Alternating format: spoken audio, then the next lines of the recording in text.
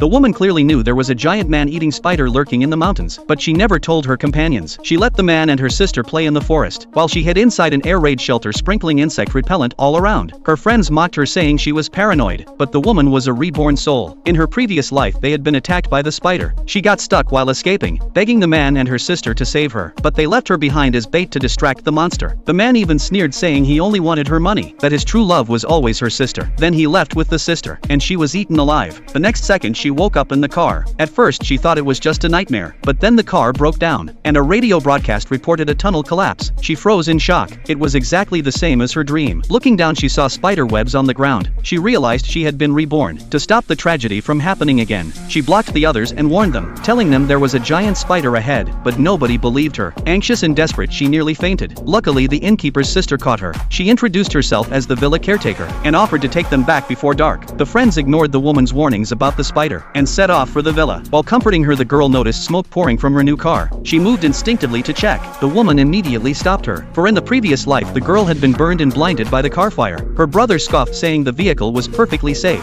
but before he could finish the car burst into flames. He pulled her away just in time. The siblings were stunned. The woman calmly said this was nothing. The real danger was the spider, and it would attack the camp at midnight. She remembered spiders feared rosemary, so she led the siblings to gather it. After returning with the herbs, she asked for her room, but all 3 rooms were taken. Only the ruined air raid shelter remained. She gladly accepted, for she knew it was the safest place. She picked up a hammer and reinforced the walls. The innkeeper kindly offered her his room, but she refused, explaining that danger would come after dark, warning him to stay alert, that the spider would devour anyone unprepared. Night fell. She had just finished her preparations when she saw the man lighting a bonfire. She rushed to stop him, warning that the flames would attract the spider, but he ignored her and lit it again. She poured water on the fire to put it out. The man slapped her hard, threatening to break off the engagement. She laughed coldly, threw her wedding ring on the ground, and said she had long known of his betrayal with her sister. Exposed, they felt no shame. Instead, they displayed affection in public. The sister defiantly lit the fire again. The woman slapped her, telling her not to endanger others. The man raged and tried to defend the sister, but the siblings stepped forward to protect the woman. The sister never expected anyone would side with her, and the siblings had no patience for the couple's nonsense. The woman glanced at the clock. There was only 1 minute until the spider's arrival. She grabbed the girl and rushed into the shelter, while the man and his lover stayed outside playing, even taking selfies together. But when the sister looked closely at the photo, she froze in horror, for the giant spider loomed right behind them. Everyone turned, and terror filled the air.